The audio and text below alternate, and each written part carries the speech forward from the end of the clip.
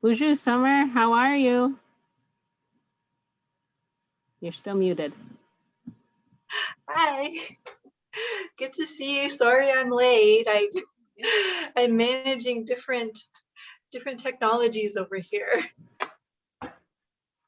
That's okay, no problem. We're sitting here, I'm like, okay, what are we gonna do? And I was like, okay, I can talk for an hour, no problem.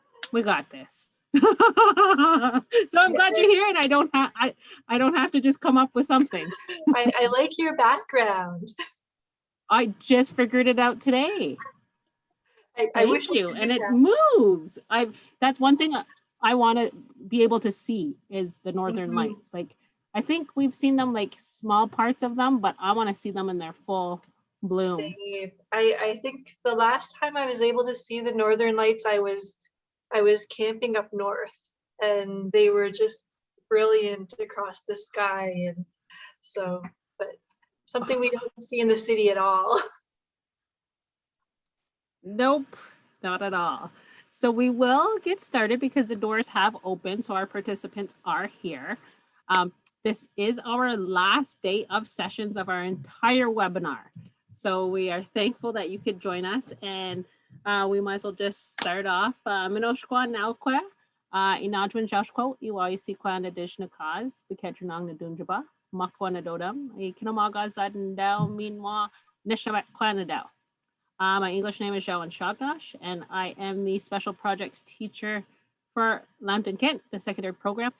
And what we were really, as an Indigenous team, we were wanting to share with teachers, educators about what Indigenous students experiences they go through, kind of give them a little bit more insight of what those Indigenous students are sitting in their seats. What are they feeling? What are they doing? What have they been through? To give you a little bit more insight, because for Indigenous people, there's a different way of knowing, a different way of being in our whole lifestyle. So kind of giving you guys understanding just a small tidbit of that. Now, all of us don't speak for everyone. We only speak for ourselves and our experiences and what we've seen. So we really need to take that into consideration. But I know listening to the speakers today, this whole 2 weeks, I really could connect with some part of every one of their story that I myself had experienced it. And I know a lot of our students, those were like, I could pick my students out when people were sharing their stories. And I was like, yep, that was one of my kids. Yep. So just to give you, that's what this week was really based around. We really wanted to give that to our educators. And we really appreciate everybody taking the time out of, because it's all voluntary, and just taking that time, your own time, to learn about this. So for the betterment of our students. So miigwech for that. We will get rolling here. I don't want to take too much time.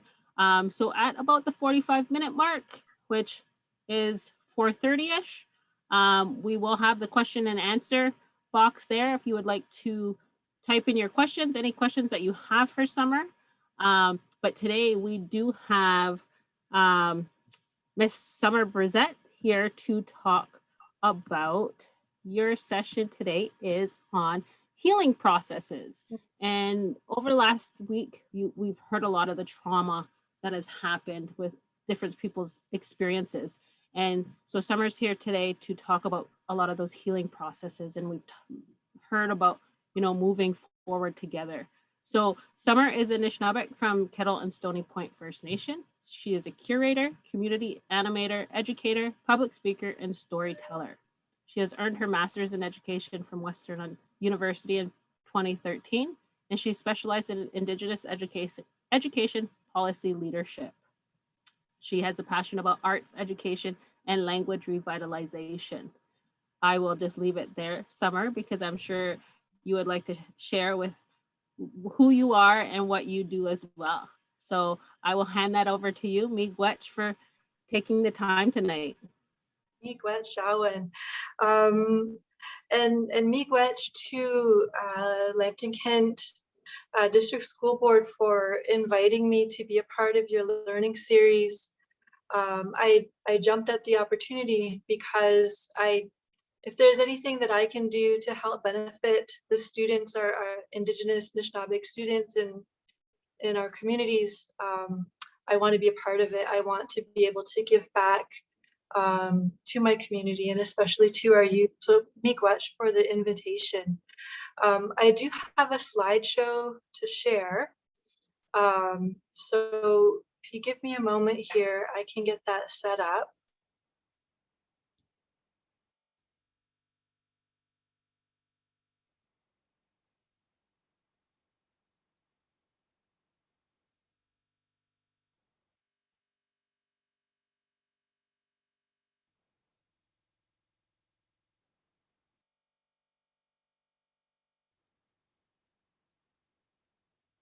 While you're doing that, Summer, is there any audio in the presentation? No, there's no audio. Okay.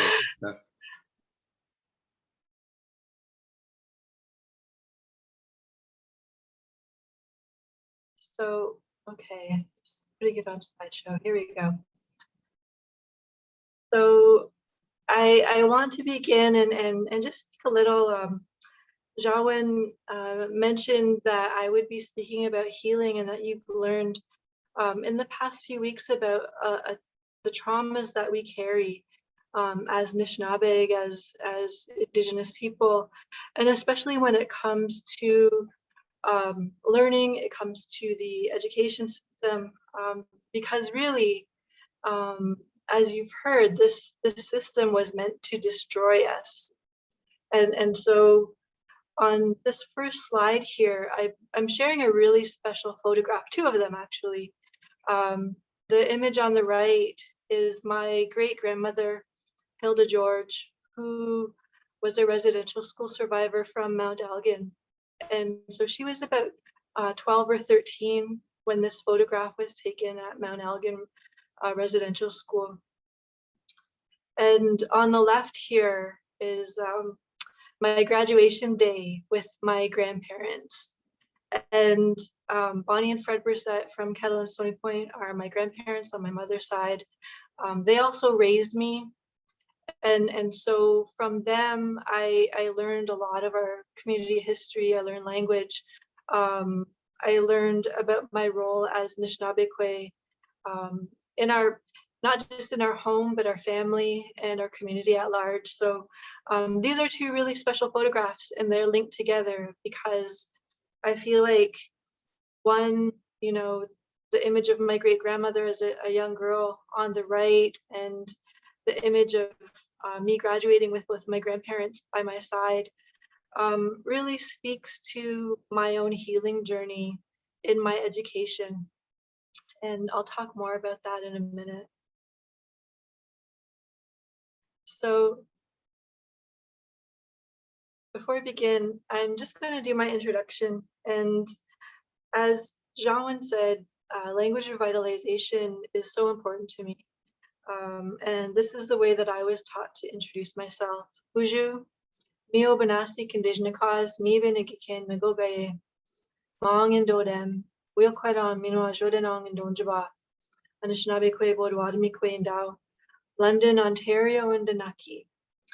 And so I acknowledge that it's a real privilege for me to be able to speak what little of the language that I know and am able to share.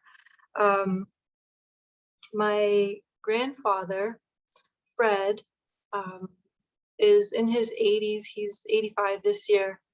And he is the last first language fluent Anishinaabe speaker in our family. And because my grandparents raised me, I am the last generation of my family to grow up hearing Anishinaabe spoken as a first language. And so I'm not fluent.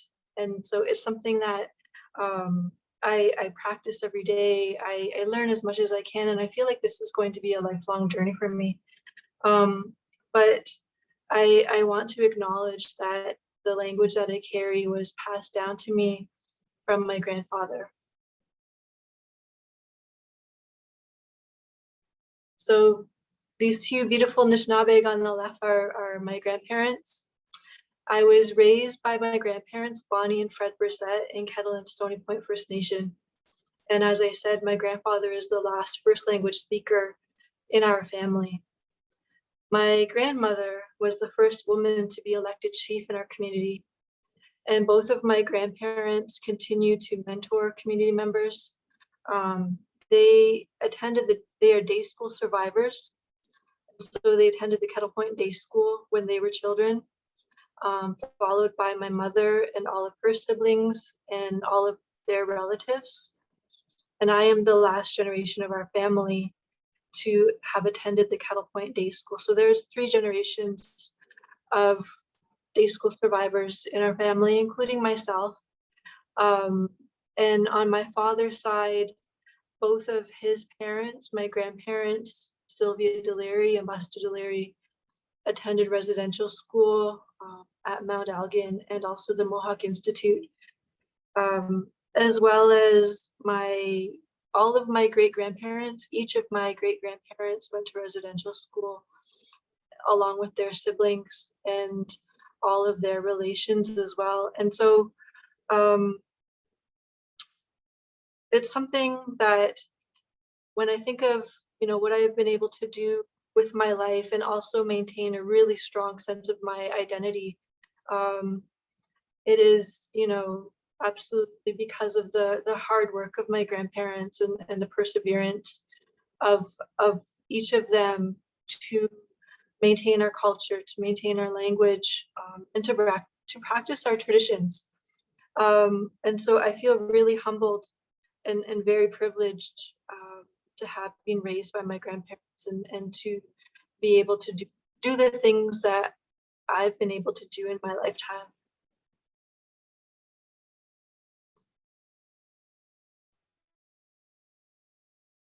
So this is important to share, because I don't think that we give much attention to the resilience and the endurance of children who attended residential school.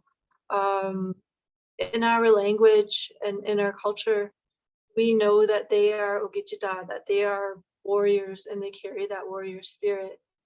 Because even though these awful, tragic and traumatic things happened to them while they attended residential school, as children, whatever they were able to hang on to, whether it was language, whether it was songs, whether it was culture, whether it was remembering each of their family members, this was resistance. It was resistance to assimilation in the only way that they knew how.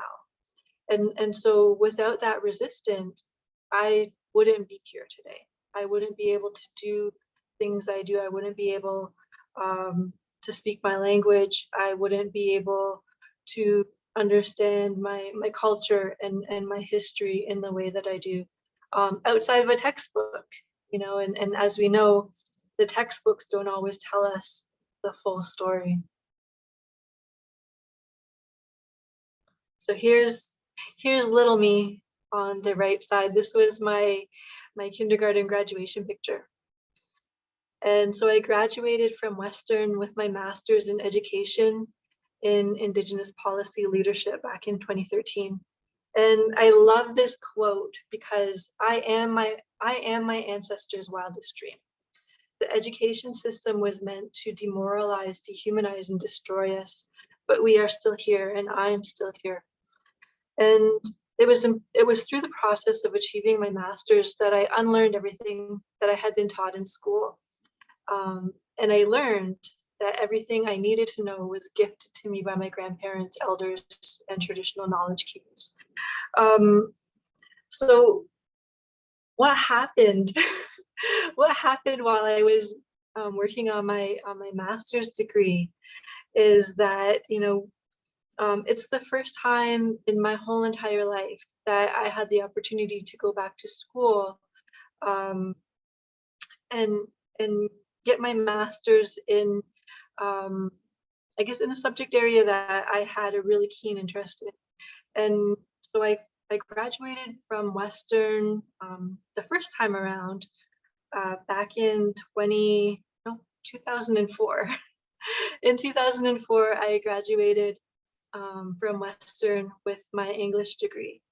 And back then, I was the only Indigenous student studying the arts.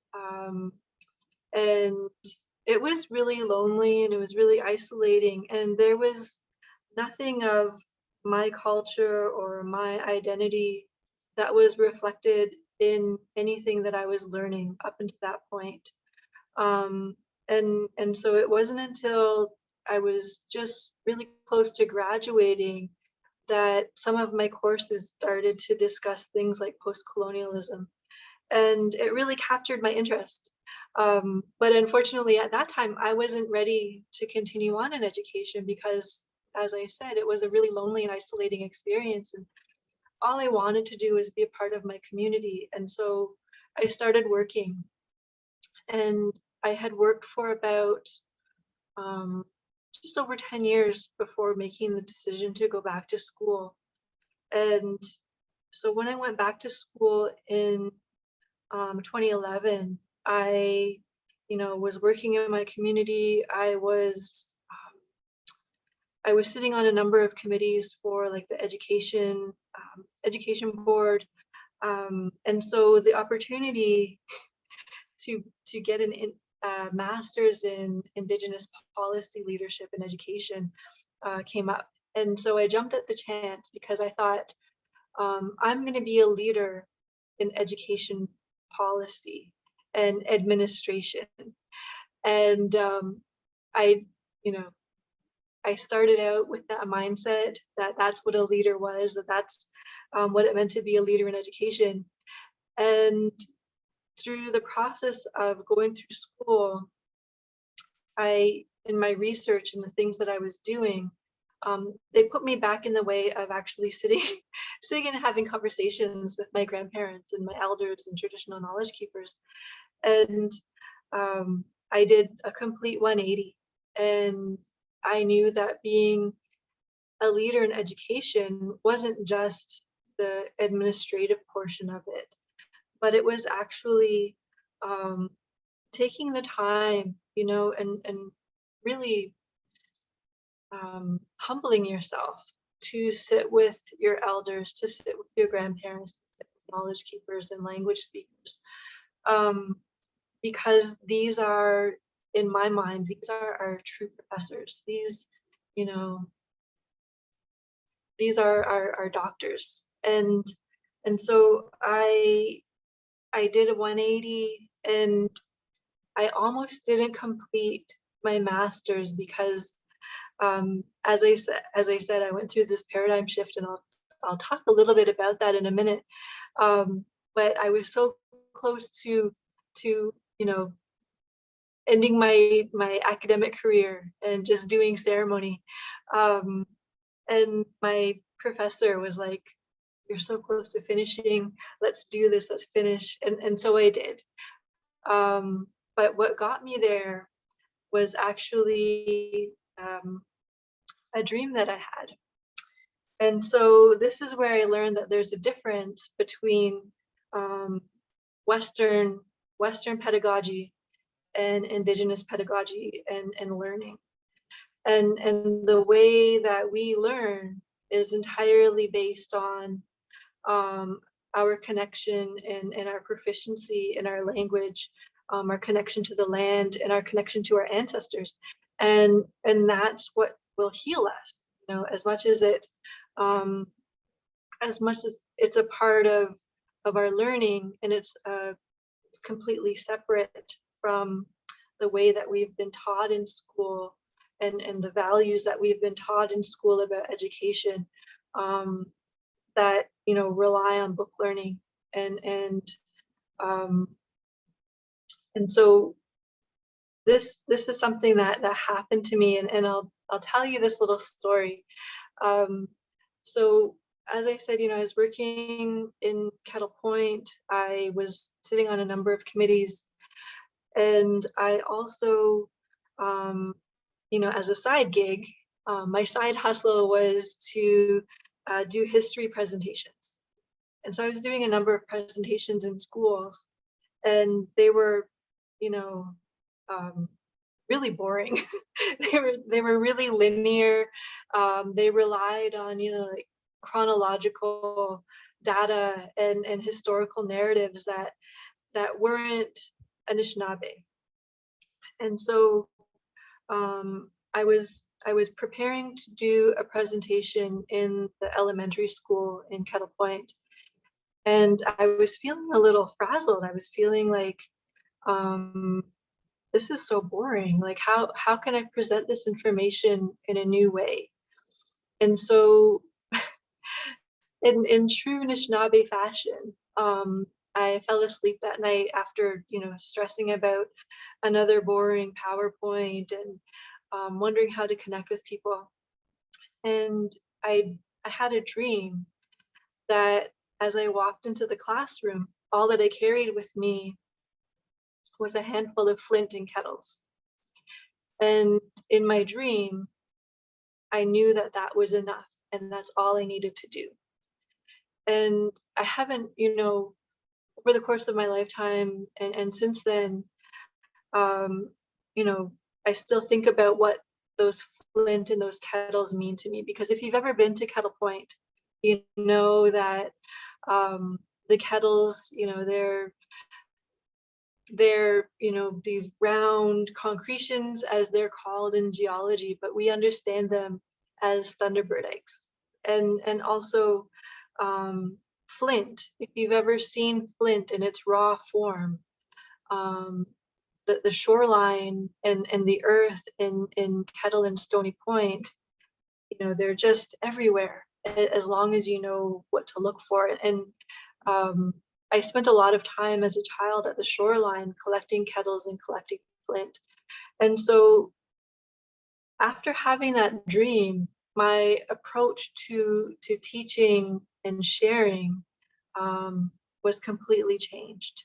And I think that was the first step in my own decolonizing and indigenizing practice. And so that's what I did. I took my flint and my kettles to my classroom. I left my PowerPoint at home, and I just talked. And I talked while I was holding these things, and I was constantly reminded of the richness of the community that I come from, of all of the stories of the land and the water, that my grandparents and community members had shared with me. And I knew in that moment that that was enough. And I think the biggest difference in understanding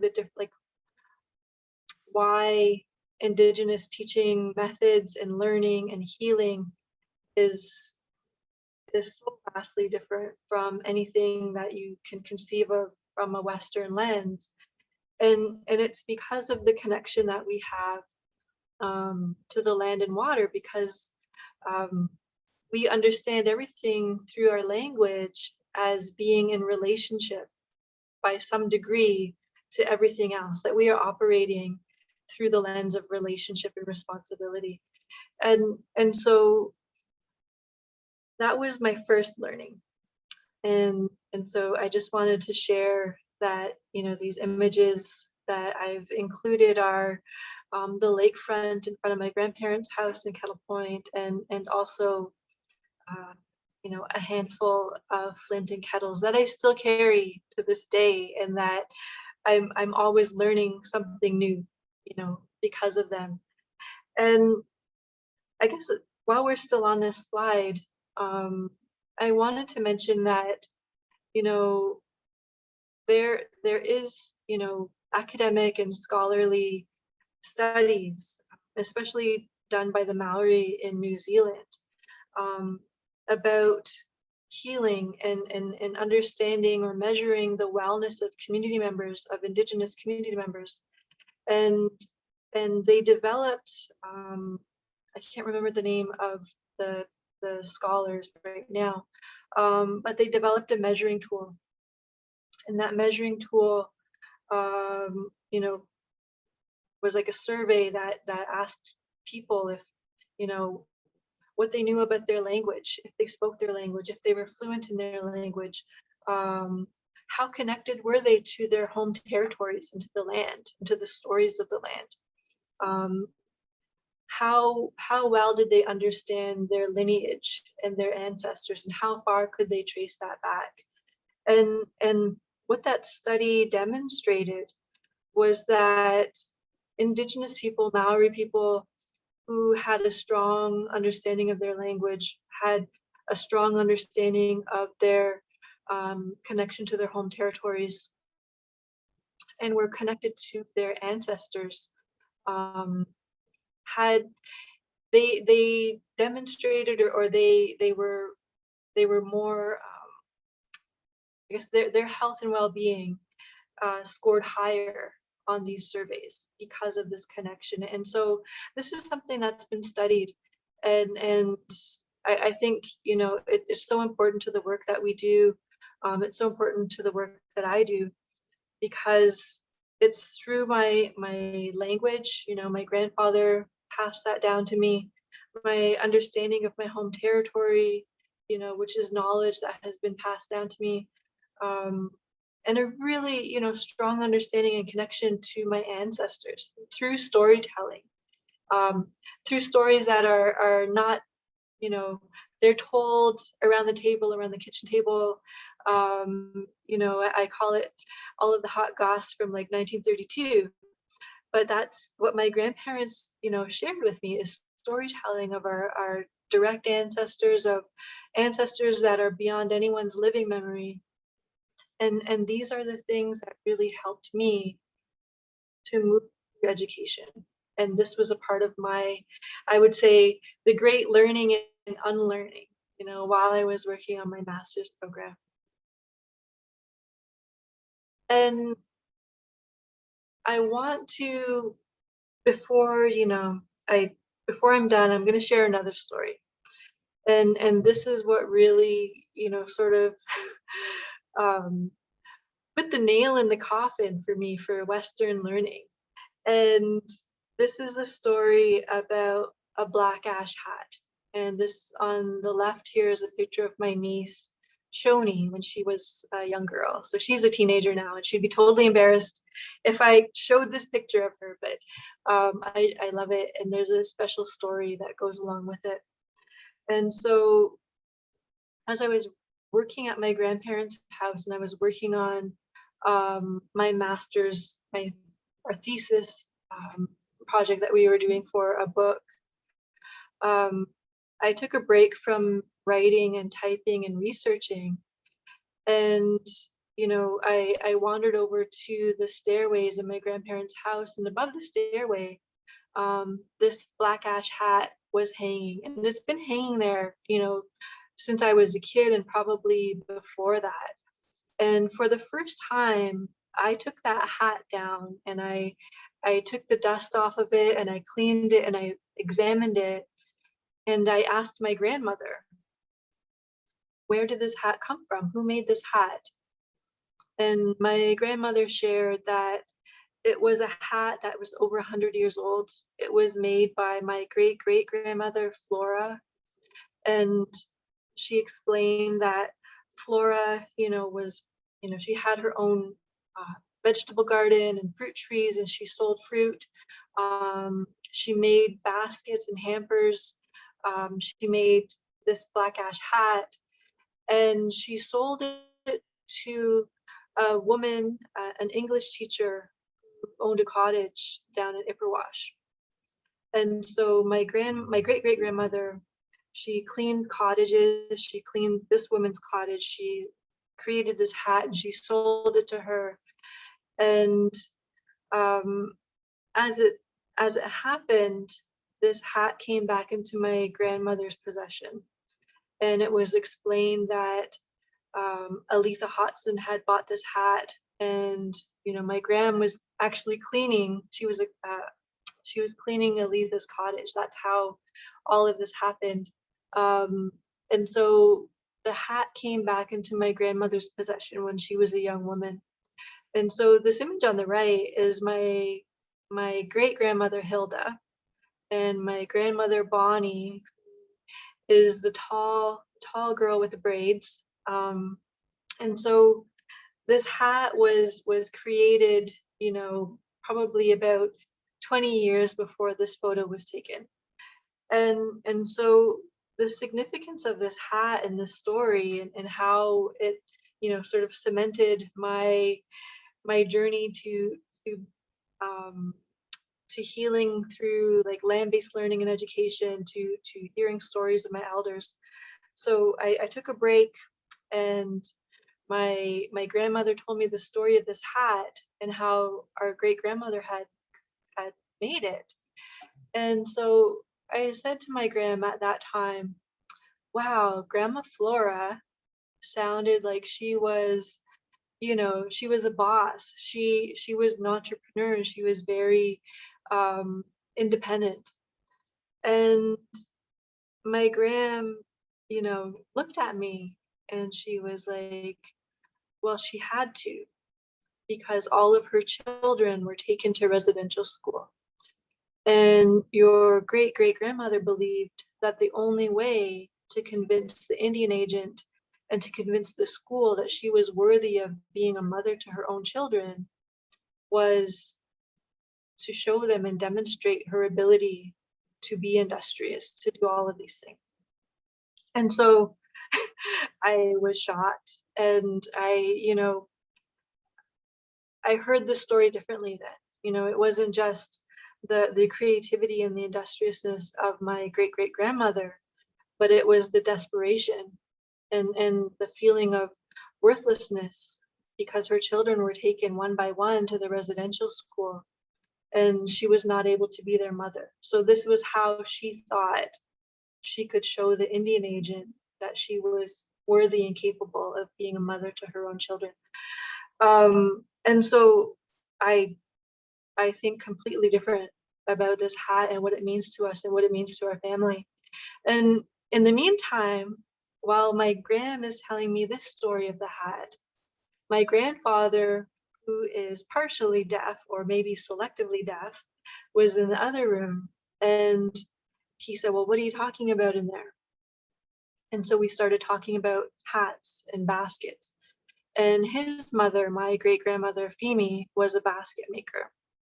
And so my grandfather then started telling stories in the language about going into the bush with his mother when he was a young boy to select the right tree, to select the right black ash tree to make the hats.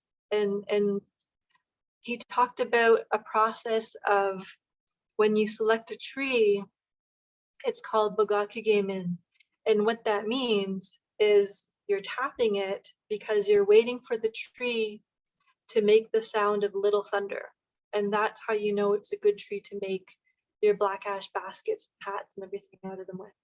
And so he told the story of, you know, helping his mom, and that's what he would do for her, is he would pound the splints that she needed to make these baskets. And then he said, you know, at the end of the day, when he was done helping his mother, she would send him out, and she said, "Gunad Muamaba," like go and help somebody else, go and help that person, or go help your aunties and uncles. And so in this short while I was taking a break from writing my thesis, I heard from both of my grandparents everything that I needed to know about education and healing from education and what that means for our people, what it means for our family. And it's understanding that all of the knowledge that we could ever want to pursue is something that we've always had. And that was what I shared with my professor. And I said, I don't know if I want to continue on with this program. I think I just want to sit down with my grandparents and hear all of their stories. And so, I did complete my master's, but it's something that I still do to this day. You know, like I call my grandparents almost, once a week, just to hear their voices, just to hear stories. And one of my little tricks, and maybe they're onto me, is that I will say something wrong so that they can tell me the correct way, you know, to say the story or the word or whatever we're talking about. And I just wanted to, you know, tie both of these photos in, because my grandmother was probably about 12 years old in this photo here. And the image that I showed earlier of my great grandmother, who is right here, when she was 12 years old and she was in residential school. And so my niece is, you know, a continuation of the resilience of our family, of the resistance that we have, you know, to the practice of assimilation, and really embracing and practicing our identities, our culture, our language, our connection to our land and our family. And my niece Shoni gives me so much hope for the future, you know, as do all of our students. But it's recognizing that Indigenous ways of knowing and being and doing, and the values that we place on our elders, on our connection to our land, and in our languages, is how we will heal the harm that has been done through colonial education, through residential schooling.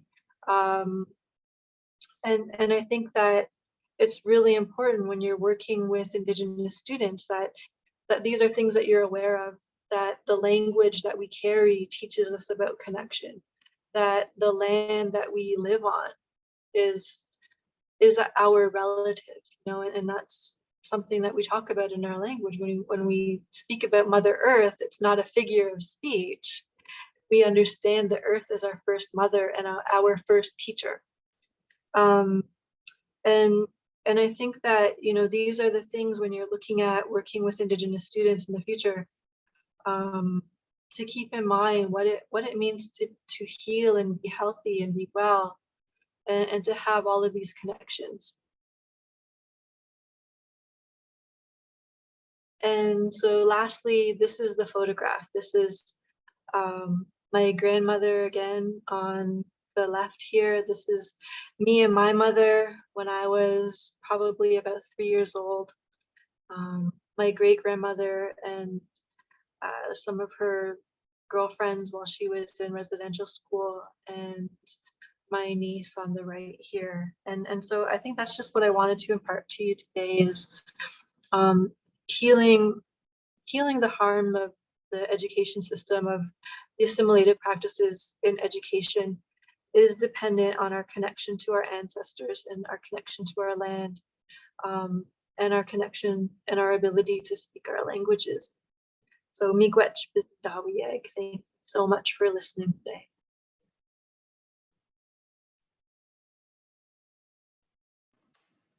Miigwech. Such a heartfelt presentation. That was just, you know, inspiring to hear how you made those connections, simply, you know, and with some people, like, we don't think about it simply as speaking with our grandparents, and for you to see and make those connections with that help, and how you wanted to stop that colonial education, but you still surpassed it, but you understand those connections. That was an amazing presentation. Miigwech, for sharing so much about your journey, because that can help not only educators, but that can help students, that can help anybody at any age, help filter their life path. So Miigwech, do we have any questions for Summer here along her journey? If you want to post in the question and answer. So I have a question. So now you're a teacher. How do you now go about things? Before, you said you did take, you know, you put away the PowerPoint and you just talked. Do you continue to do that? I do a bit of both, and I'll tell you why. Because you know, whoever, you know, wherever we are in our own journey to decolonize our classrooms, decolonize, what we're doing and how we interact with our students.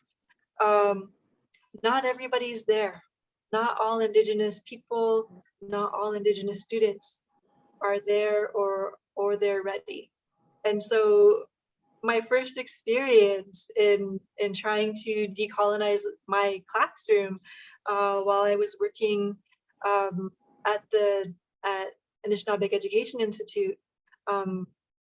So I thought, okay, well, I'm going to step away from the textbook, and I teach a course called Native Art and Cultural Expression. And so I was like, this is going to be hands-on. This is going to be non-textbook learning. And my students were older. They were at the time, and a lot of them were older than me. And so very, like they went their primary and elementary school years, through that system of everything is dependent on textbook learning. It's dependent on, these really empirical Western ways of doing things. And so they kind of freaked out halfway through. Like we made it to the midterm and we were doing work outside of the textbook.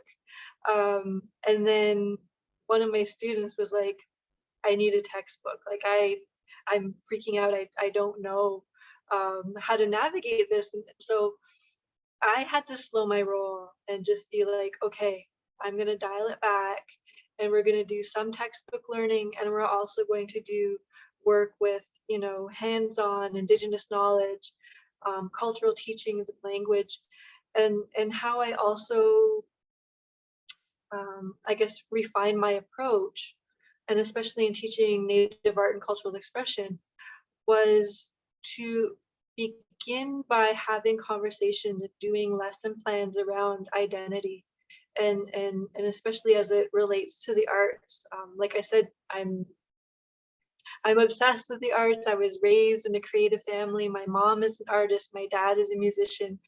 And so I feel like helping Indigenous students to understand that for us, art is not just something that you do as a vocation or a profession, but it's who we are as people, that everything we have always done is about self-expression. And I think in a Western style education system, we learn that this is secondary to all of the other things that we can do in life, but it's primary for who we are as Anishinaabe. We have a primary need for self-expression. And that was something that was denied to us through residential schools, through all of those systems. It was, don't be who you are, be anybody anybody else, but then who you are is what we were taught. And so it's hard for us to reclaim those practices and see them as essential. Our own decolonizing work to feeling more wholesome in our identities. Oh my gosh, that makes so much sense. And I could sit here and listen to you for hours. The way you speak and the things you share, it makes sense. So miigwech for sharing. I appreciate it. Thank you. Hi, I have a question. I don't know how to raise my hand or anything as a host, so I wasn't able to do it. Sorry, Jawan. Okay, my question is for teachers who might be new to this idea of decolonizing their classroom, what advice would you have for them, for who might just be starting out, or who might just be hearing about this? I think for people who are just learning about decolonizing practices, I think it's understanding and it's understanding the ways in which education is different, and the way that Anishinaabe have always taught our children and community members. Like, education is lifelong learning. It doesn't stop because we're done our formal schooling. Like, I think that's the thing. The first thing that you understand about Indigenous learners and Indigenous education is it's nonstop and it will go on forever. And I liken it to, if you could visualize a spiral, and if we are always circling in that spiral, we are coming back to the same experiences or visions, things that we've thought about and learned. But as we spiral outwards, we come to new understandings of those experiences, of that knowledge. And I think that's what lifelong learning is. And it's understanding that for Indigenous people that we are lifelong learners. And I think, second of all, decolonizing practices are also recognizing, again, like I said, and it's something that I learned, that just because our students are Anishinaabe and Indigenous doesn't mean that they are all having the same experiences. That people come to their own healing from at different ages, sometimes younger, you know, that I'm so inspired by a lot of the young people that I meet who, I mean, Jawan and I, we did our introduction in the language. When I was growing up, it was unheard of. Like, students didn't do this. If you know, could say something in your language, there was a lot of shyness about it. There was a reluctance to say these things and to name yourself. And so, you know, that's a really promising thing that I understand about these, you know, younger generations today, is that there's no fear.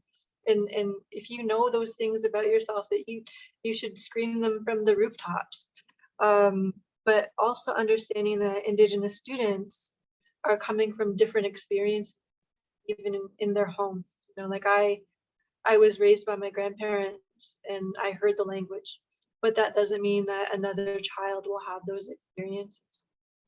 And so learning to not, you know, paint everybody with the same brush, you know, as you're looking to decolonize classrooms.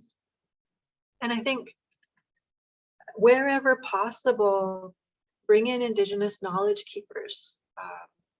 You know, the value of storytelling, and I've heard like the same stories probably, you know, my lifetime many times over. But as I get older, these stories carry different meaning and significance. And so I think, you know, there's power in storytelling. There's power in having that connection again. You know, if you could take your kids out of the classroom and be on the land with knowledge keepers, do it.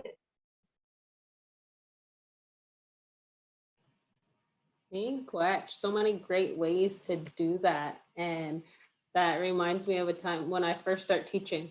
I would, you know, that's what they teach you how to teach, is pencil, paper, and you're sitting in desks. And within a few months, I'm like, what am I doing? You know, it wasn't, those institutions are setting you up for that. And when I'm standing in front of my students, I said, this is not the way. Mm-hmm. And totally had to change. And then I had to figure that out, right? There was no, and it's continual learning. And I love how you say, don't paint this with the same brush, don't paint them all. No, they're all, they don't have, I don't know their experiences. I can share some commonalities, but they may come, you don't know what happened in their home the night before, the weekend before, any of that. And, you know, your story really empowers me and makes me so proud that all of your, you know, trauma, all of those things, and even your fight during your master's, for you to see that your way of life is a good way, but to still finish that's really great to see, and I love it. So I want to bring you back into more, and I'm sure the educators here will say, we need you to talk to students, to share that journey, right? Because everybody finds that connection and that understanding at different times. And I find now to give those younger students that place, that safe place to yell who they are, to be proud of that is an amazing thing, because for so long it was not something to be proud of. I remember at times I was scared of it. I was ashamed when I was in different situations. And I feel some students are still like that. However, we're finding more and more are starting to find their voice and find that place. So miigwech for sharing that. And, you know, even with our educators on now, if it's a starting point, but to bring in those knowledge keepers, and me, Gretchen, and Dallas are here to help promote that, help have that in your classrooms for our students. If there's any questions anybody would like to have to say, we have some are here now, and that's the best time. We don't know what we don't know. So ask while we have them on and during this PD session, because that's what it's for. It's for the educators, it's for our admin, it's for anybody to help share that knowledge. And that's really what our Indigenous people, we love to share.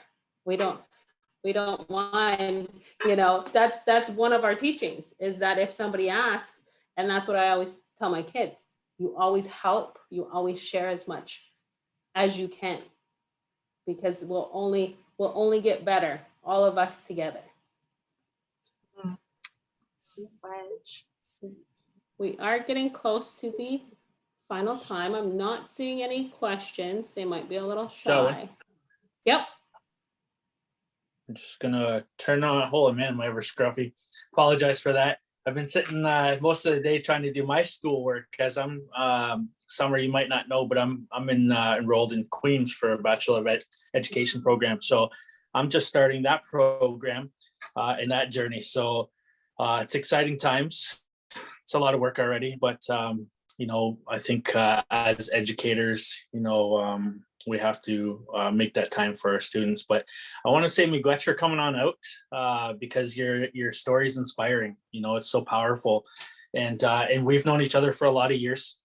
You know, and I think it's I just think it's amazing how, you know, we know each other from childhood. You know, and then we're just at this level where we could, you know, help out in such a way. So it's really relieving and inspiring and refreshing. So a lot of these educators that I've come across, it's hard for them to ask the questions.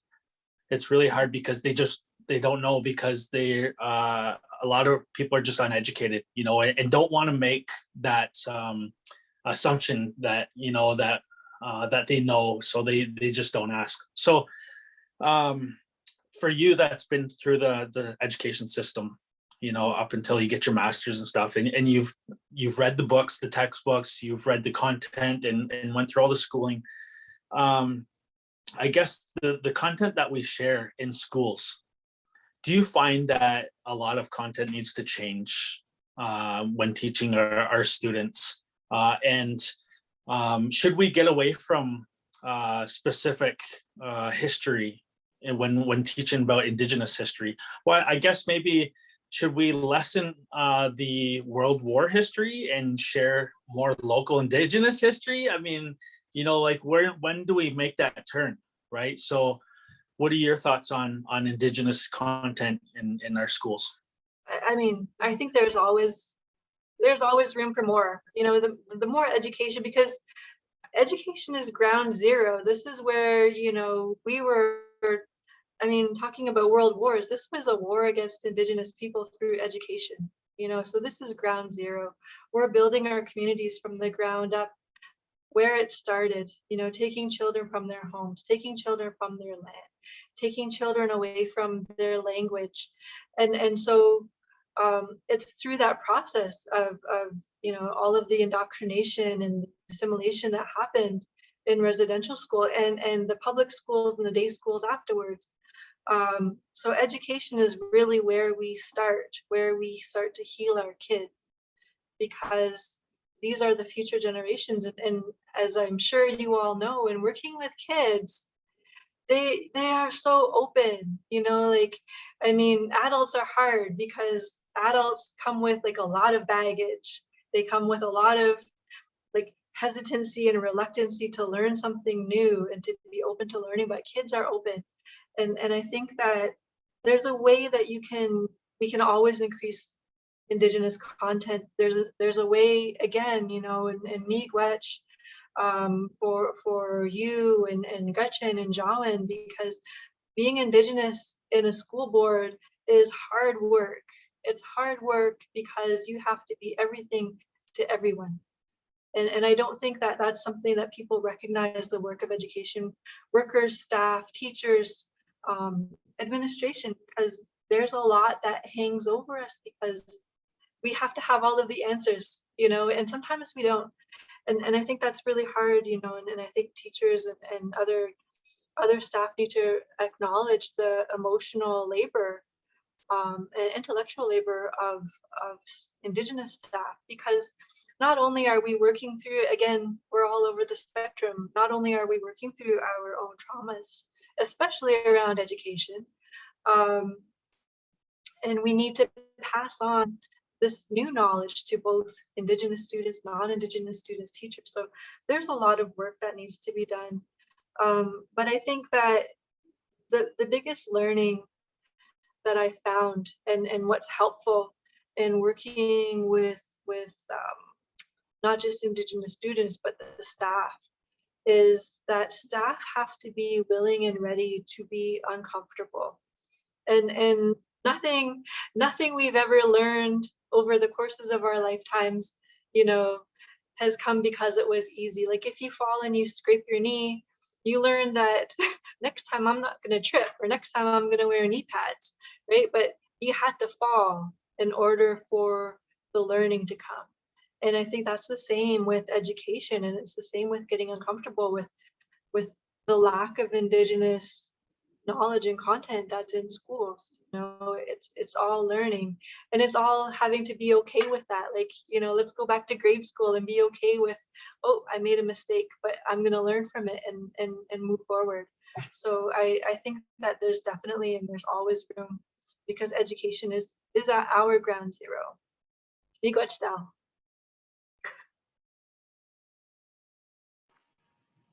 Jimmy Quetch, and that's a great component there, saying, you know, it's okay to feel uncomfortable where we need to be for, you know, it's not always going to be comfort.